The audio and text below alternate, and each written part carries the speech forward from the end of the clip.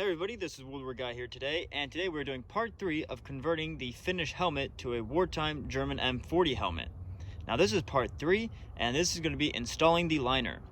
So assuming you have taken out the Finnish liner, you have repainted the German helmet, this is now the step that you're probably wondering how to do.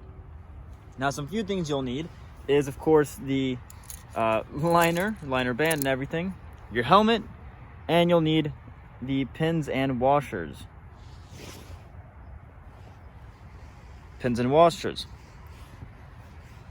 Now attaching the German liner is a bit difficult. It's not a very simple process, but trust me, it's a lot easier than removing the Finnish liner.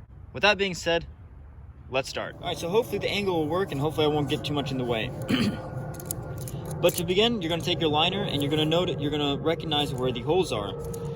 Now the holes where the split pins will go for the front are gonna be these two lines there, and then the back one's just gonna be an actual hole.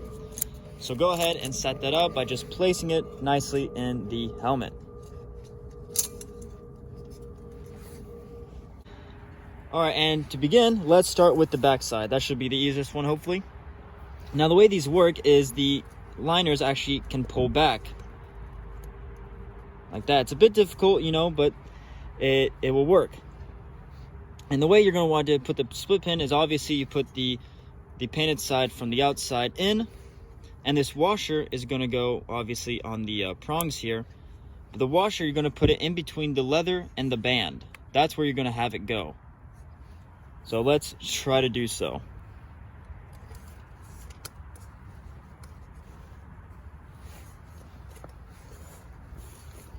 I might be off camera for a minute, but trust me, it is worth it, so it's easier.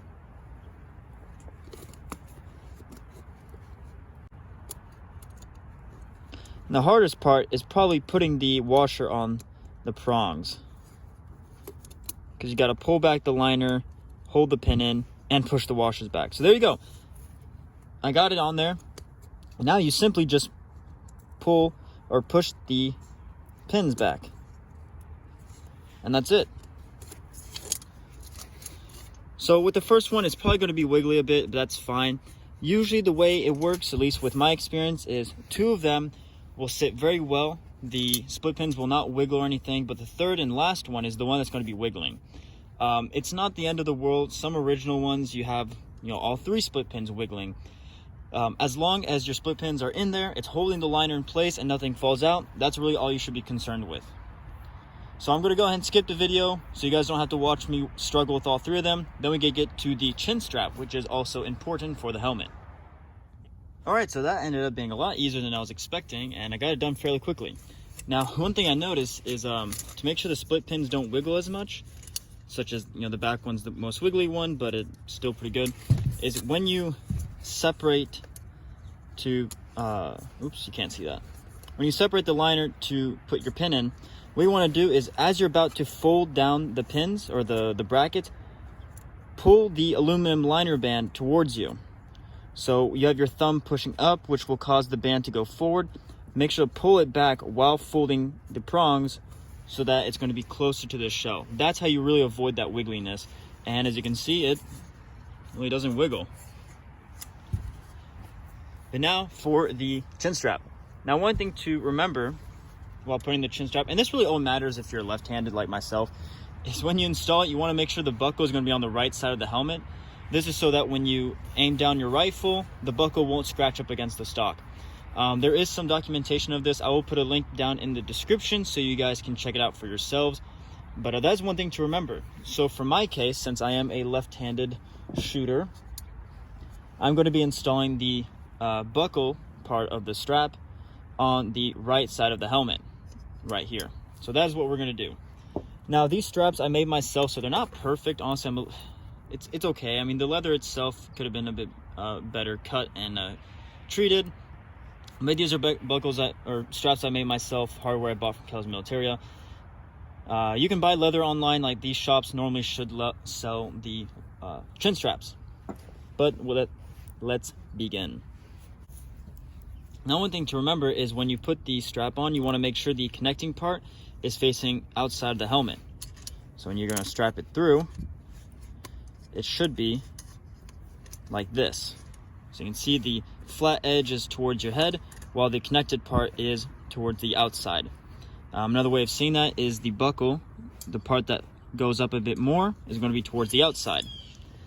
And then you just simply struggle while putting your prong or your rivet, whatever you want to call it, through the hoop, through the holes, and that's how you attach it. It's as simple as that. All right, so that is on there now, and now we can work on the chin strap part. One thing I noticed is I'm going to have to put some product on here because it is still very stiff. Also, the leather is very thick. Holy crap. So if you're making your own chin strap, go ahead and shave that down a bit. I'm going to leave it. I'm not too worried about it. If it does bother me, I can always go back and fix that.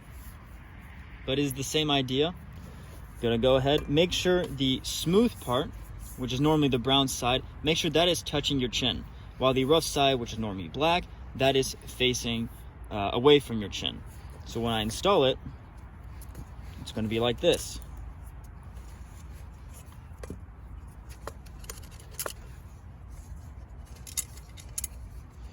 See, when I'm done, it'll hook on here and like that. So the same idea. You take your prong here, you put it through the holes, and you're done. All right, and there you have it with the chin strap attached. As you can see there, I finally got it on there. Had to struggle a little bit with it, but once you have it on there, it should fit just like this. You can adjust now to your head, and you're good to go to take this out to the field. Now at this point, if you're happy with it, you're done. You can go ahead and, for your reenactments, impressions, living history events, all that good stuff. But if you still want to put a decal on it, make sure to wait for part 4, which I will explain how to do it properly. Otherwise, I hope you enjoyed the video. If you found it to be useful and helpful, drop a like, write a comment, share the video to help your fellow reenactors. Subscribe to continue seeing the different parts and other videos. But besides that, you guys have a great day.